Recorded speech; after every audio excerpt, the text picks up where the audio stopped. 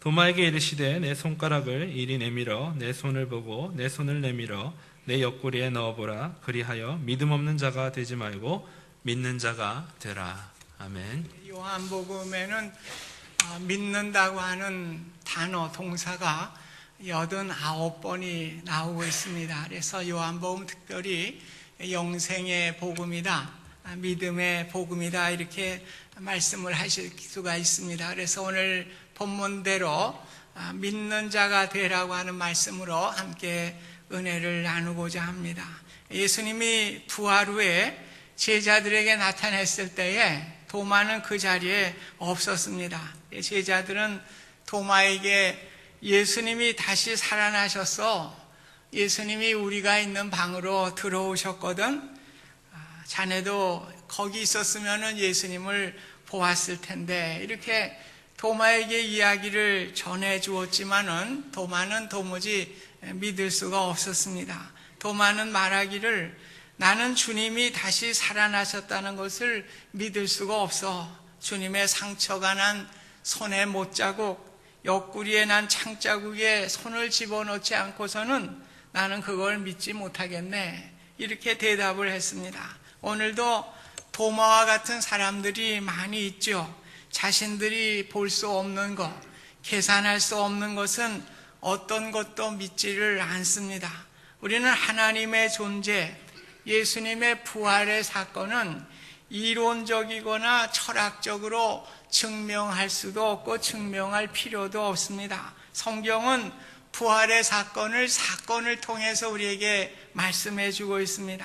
막달라 마리아는 예수님께 향유를 발라드리기 위해서 안식 후 첫날에 무덤을 찾게 됩니다. 무덤에 가보니 돌이 옮겨진 것을 보게 되고 놀라서 제자들에게 그 사실을 알려주게 되었습니다. 베드로와 요한은 무덤으로 달려가게 되었죠. 베드로는 무덤에 들어가서 보니까 예수님이 입혔던 세마포와 머리에 쌌던 수건이 잘 챙겨져 놓여 있었던 것을 보게 됩니다. 그들은 빈 무덤을 보고 이제 돌아가게 될 때에 막달라 마리아는 무덤 밖에서 울고 있습니다. 예수님이 오셔서 말씀하시죠. 여자여, 어찌하여 울며 누구를 찾느냐? 마리아는 동산지기인 줄만은 알고 당신이 시체를 옮겼으면 어디에 옮겼는지 내게 알려주세요, 이렇게 이야기를 했습니다. 예수님이 다시 마리아야 이렇게 부를 때 예수님의 음성인 줄을 알고 선생님 이렇게 대답을 하게 되었습니다. 성경은 부활에 대해서 논리적으로 설명하지 않습니다. 또 설명을 한들 인간들은 자신의 경험과 지식으로 이해하려고 하기 때문에 믿지를 않는 것입니다. 마리아와 제자들이 부활하신 주님을 만났는데 무슨 설명이 필요하고 무슨 증거가 필요합니까? 성경은 단순하게 이 사건을 우리에게 전해주고 있습니다. 제자들에게 나타나신 후에 8일째 되던 날에 예수님은 도마를 포함해서 모든 제자들이 함께 있는 자리에 다시 나타나십니다. 의심하였던 도마에게 다가가셔서 도마야, 내 손에 못자국과 내 손가락을 넣어보아라. 또 내 옆구리의 상처 자리에 내 손을 넣어보아라 하시면서 그리하여 믿음 없는 자가 되지 말고 믿는 자가 되라, 그렇게 말씀을 하셨습니다. 그때 도마는 예수님 앞에 엎드리죠. 나의 주님이시여 나의 하나님이시니이다. 역사상 최대의 신앙의 고백을 하게 되었습니다.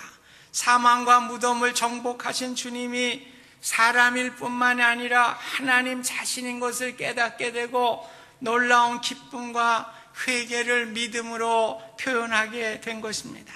예수님은 십자가에 죽으시고 다시 부활하실 것을 분명하게 제자들에게 말씀해 주셨습니다. 그럼에도 불구하고 제자들은 믿지를 못하였죠. 그래서 예수님이 십자가에 돌아가시자 제자들은 모든 것이 끝난 줄을 알고 뿔뿔이 흩어지게 된 것입니다. 의심 많은 도마만 믿지 못한 것이 아니라 모든 제자들도 믿지를 못하였습니다. 더 당황한 일은 제자들이 예수님의 부활을 목격하였습니다. 그럼에도 불구하고 그들은 고기를 잡으러 다 떠나게 된 것입니다. 왜 그렇습니까? 부활은 보았으나 그 부활이 나의 부활의 사건으로 믿어지지 않기 때문에 그런 것입니다. 그래서 예수님이 승천하시고 마가의 다락방에서 성령을 받고서야 주님의 부활이 내 부활이 되어서 진정한 믿음을 갖게 된 것입니다. 예수님이 부활하신 후에 제자들에게 나타나셔서 숨을 내쉬면서 성령을 받으라, 그렇게 말씀을 하셨습니다. 예수님이 제자들에게 성령을 받으라고 했지만은 제자들이 성령을 받았습니까? 이 말씀은 성령을 받으리라고 하는 약속의 말씀이었습니다. 그들이 성령을 받은 것은 오순절 마가의 다락방에서 성령을 받게 됩니다. 우리의 믿음도 그렇습니다. 아무리 많은 기적과 이사를 체험한다고 하여도 성령님이 내 안에 계시지 않으면 우리는 믿음을 가질 수가 없어요. 그래서 고린도전서 12장 3절에도 성령이 아니고서는 누구든지 예수를 주라고 할 수 없다고 말씀하고 있습니다. 성령님이 내 안에 역사하지 않고는 우리는 믿음을 절대로 가질 수가 없는 것입니다. 성령님으로 인해 믿음을 갖게 된 것을 감사하실 수 있기를 바랍니다. 또한 아직 믿음이 없다면 어떠한 부활의 증명이나 철학적인 논증을 얻으려고 하지 마시고 주님, 저에게 성령님을 허락해 주시옵소서, 그래서 믿음을 갖게 주시옵소서 기도하시기를 간절히 부탁합니다. 예수님이 부활하셔서 제자들에게 성령을 받아 믿음을 갖게 되시기를 소망하면서 분부의 말씀도 주셨습니다. 21절 보면 예수께서 또 이르시되 너희에게 평강이 있을지어다. 아버지께서 나를 보내신 것 같이 나도 너희를 보내노라 말씀했습니다. 오늘 믿음을 가진 자들에게 당부하신 말씀은 두 가지예요. 평강을 가져라. 내가 아버지께 보냄을 받은 것 같이 나도 너희를 보낸다. 평강을 가져라. 보냄받은 자가 되라. 이 두 가지예요. 먼저 평강을 말씀하셨습니다. 평강은 무엇입니까? 평화죠. 피스라고 하는 말입니다. 아무리 많은 물질과 지위를 얻었다고 하여도 마음에 평강이 없으면 행복한 삶을 살아갈 수가 없는 것입니다. 그래서 잠언서에도 보면 재산이 적어도 여호와를 경외하는 것이 크게 부하고 번뇌하는 것보다 나으니라. 채소를 먹으며 서로 사랑하는 것이 살찐 소를 먹으며 서로 미워하는 것보다 나으니라. 마른 떡 한 조각만 있고도 화목하는 것이 제육이 고기가 집에 가득하고도 다투는 것보다 나으니라고 말씀하셨습니다. 오늘 우리가 평화를 갖는 게 중요해요. 오늘 믿음을 갖고 평화를 가질 때 우리는 행복한 삶을 살아갈 수 있고요, 주님을 증거하는 삶을 살아갈 수가 있는 것입니다. 그래서 예수님은 이 땅에 오실 적에 평화의 왕으로 오셨습니다. 지극히 높은 곳에서는 하나님께 영광이요 땅에서는 하나님이 기뻐하신 사람들 중에 평화로다. 평화의 왕으로 오신 것을 선포하고 있습니다. 평안을 너희에게 끼치노니 곧 나의 평안을 너희에게 주노라. 내가 너희에게 주는 것은 세상이 너희에게 주는 것과 같지 아니하노라 말씀하셨습니다. 그래서 예수님의 전생애가 무엇입니까? 평안을 주시는 생애였어요. 우리에게 돈을 주시는 생애가 아니고, 물질을 주시는 생애가 아니고, 지위를 높여주는 생애가 아니고, 가난한 자들을 돌보시고 병든 자를 고치시고 소외된 자들을 위로하시는 평화의 사역을, 평강의 사역을 하시게 된 것입니다. 그래서 예수님은 멸망받을 예루살렘을 바라보시면서 마지막에도 너도 오늘 평화에 관한 일을 알았더라면 좋을 뻔하였거니와 지금 내 눈에 숨겨졌도다 말씀을 하셨습니다. 우리가 믿음을 가지고 가장 소중하게 생각해야 될 것은 평화를 창조하는 일입니다.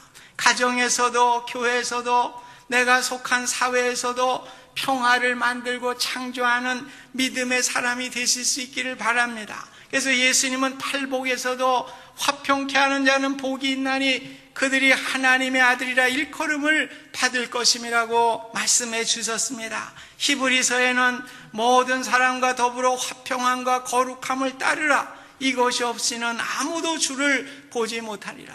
오늘 우리가 평안하지 못하고 화평을 보여주지 못하면 주를 보여주지 못한다고 하는 말씀인 것입니다. 우리가 남을 정죄하고 불평하는 사람에게는 예수님이 보일 수가 없는 것입니다. 그 사람을 통해서는 예수님을 증거할 수가 없는 것입니다. 성 프란시스코는 그래서 자신을 평화의 도구로 사용해 달라고 기도하였습니다.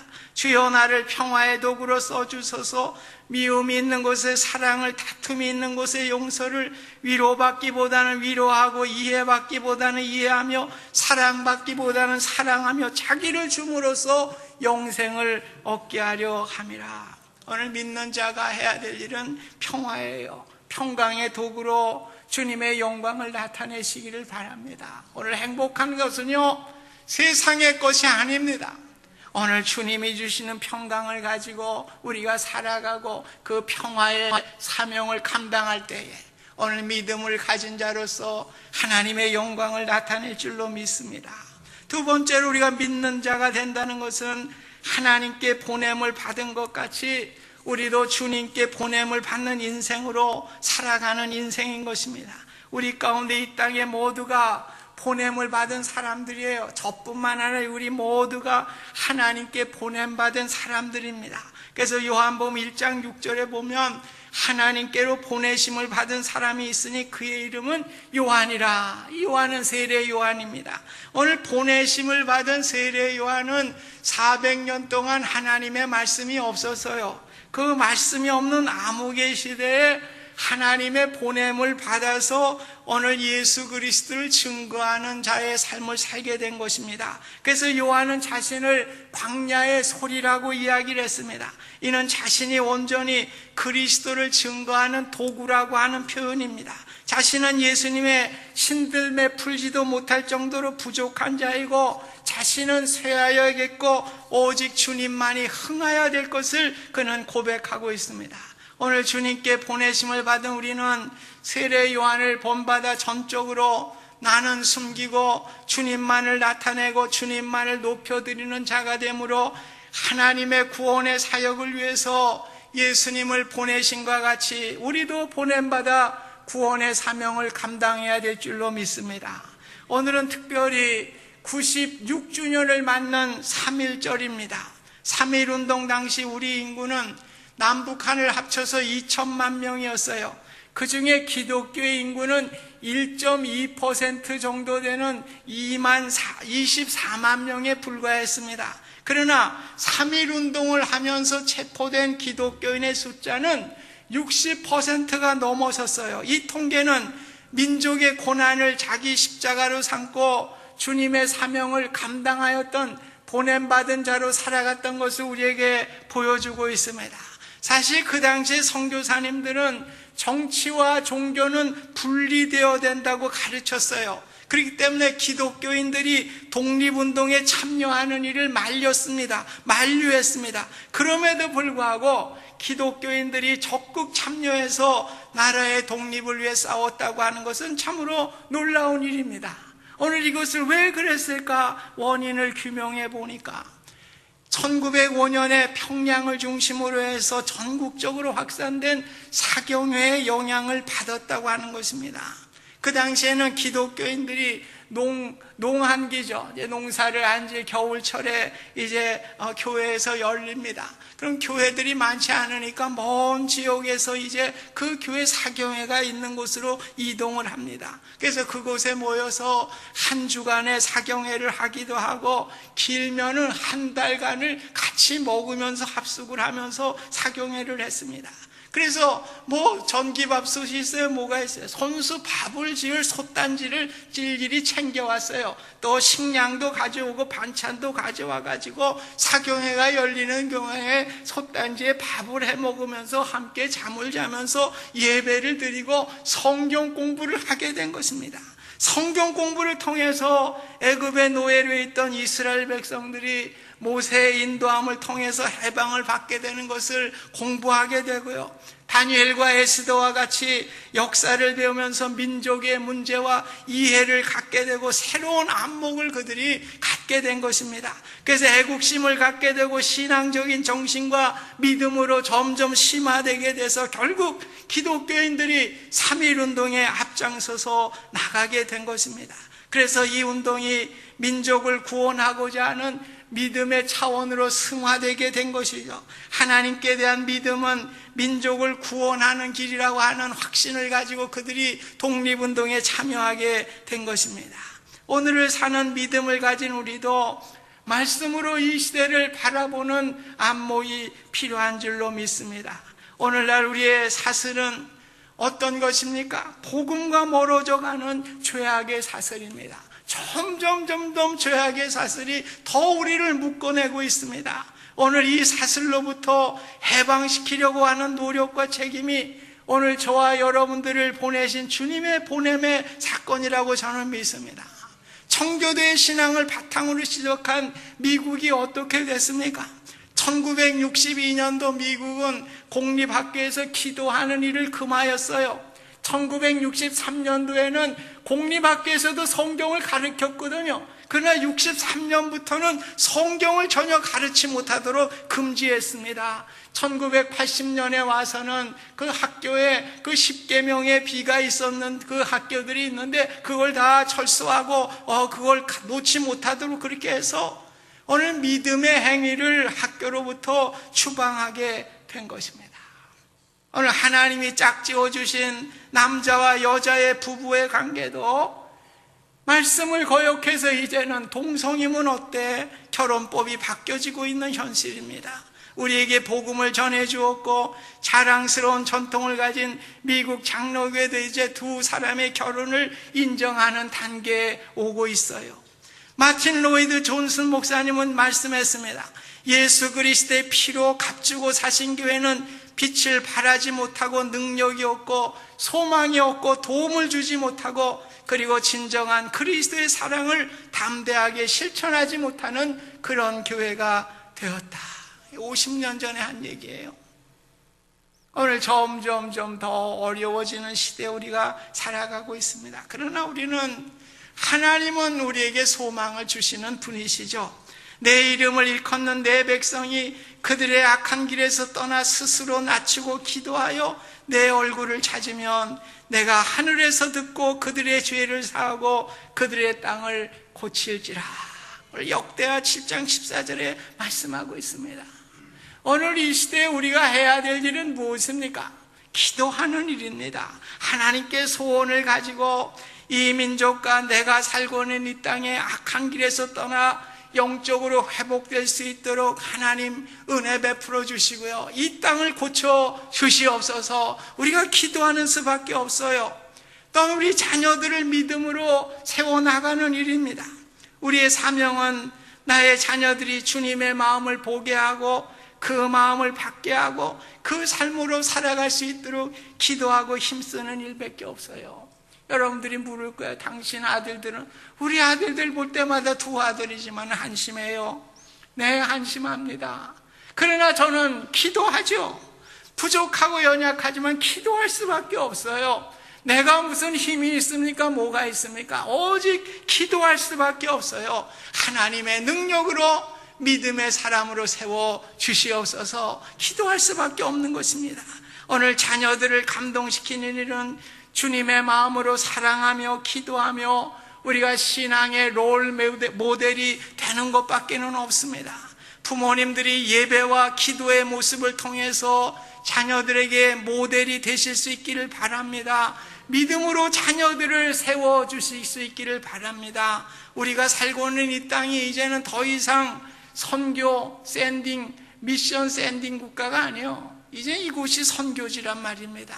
우리 자녀들이 믿음으로 세워져서 주님의 일꾼으로 이곳에서 일할 뿐 아니라 이 땅과 사마리아 땅 끝까지 주님의 복음을 전하는 귀한 사명을 감당하는 우리 자녀들 되게 하여 주시옵소서. 우리 교회가 될 수 있도록 도와주시옵소서. 우리가 기도해야 될 줄로 믿습니다. 또 우리가 성결하게 살아가야 될 줄로 믿습니다. 우리 교회도 마찬가지죠. 우리가 믿음의 모습을 보여주는 가운데, 오늘 아름다운 교회의 모습을 보여주는 가운데 우리 자녀들에게 이 신앙적인 모습을 유산으로 남겨줄 수 있기를 간절히 주님의 이름으로 부탁드립니다.